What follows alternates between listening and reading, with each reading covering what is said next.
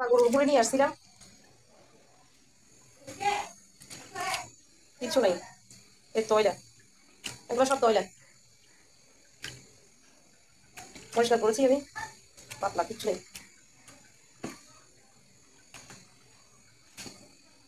এগুলো আজকে রান্না করবো। গরম পানিতে সিদ্ধ বসাই দিলাম, ভালো করে সিদ্ধ গন্ধ বাস চলে যাবে। এক টুকরা লেবু দিয়ে দিলে গন্ধ বাসা একদম থাকতো না, চলে যাইতো। এই উপরে হয়েছে সিদ্ধ করার পরে আমি আবার ধুয়ে টুয়ে দিয়েছি। সিদ্ধ করার পরে এই অবস্থা দিয়েছে, এই রকমের করে নিয়েছি।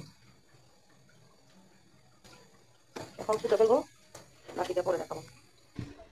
ঘুরতে চলে এলাম, ঘুরি রুমাল টুমাল সহ। আগে এগুলো পুরোগুলো রুমালটা ফেলে দিতাম, এখন টয়লেটও সহ খাওয়া লাগে। হ্যাঁ, ধুয়ে নিয়েছি আমি।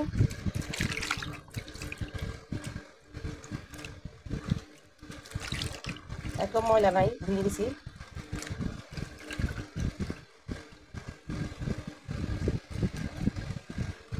ময়লা নেই বললেই চলে। বিসমিল্লাহির রহমানির রহিম।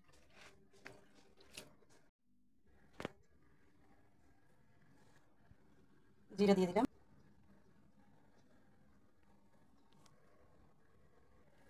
দিয়ে দিলে শুকনো জল। সব উপকরণ মিশিয়ে ফেললাম, এখন বেটে ফেললাম।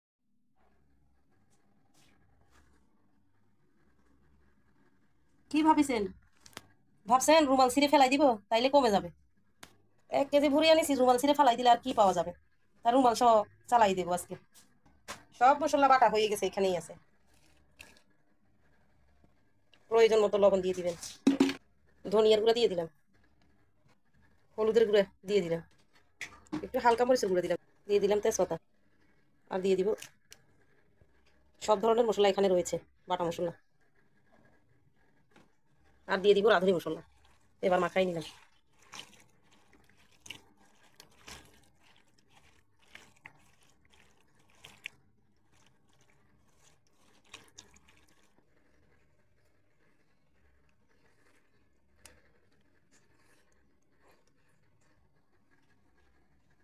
সবকিছু মাখায় বসাই দিলাম। তো এখন চুলায় দিয়ে দিব 2 ঘন্টার জন্য। বসাই দিব এখন চুলায়, পানি এই পর্যন্ত দিয়ে দিলাম। ভুনা ভুনা হয়ে আসলে আবার পানি দেবো। এখন এই পর্যায়ে বসাই দিব, চুলার পানি নিয়ে যাব।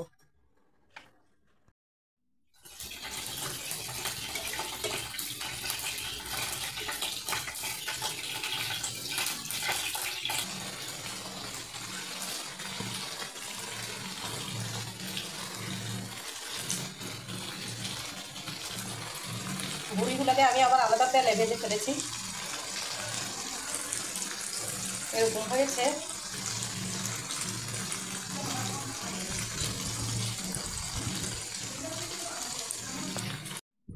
এই আবার হয়ে গেল।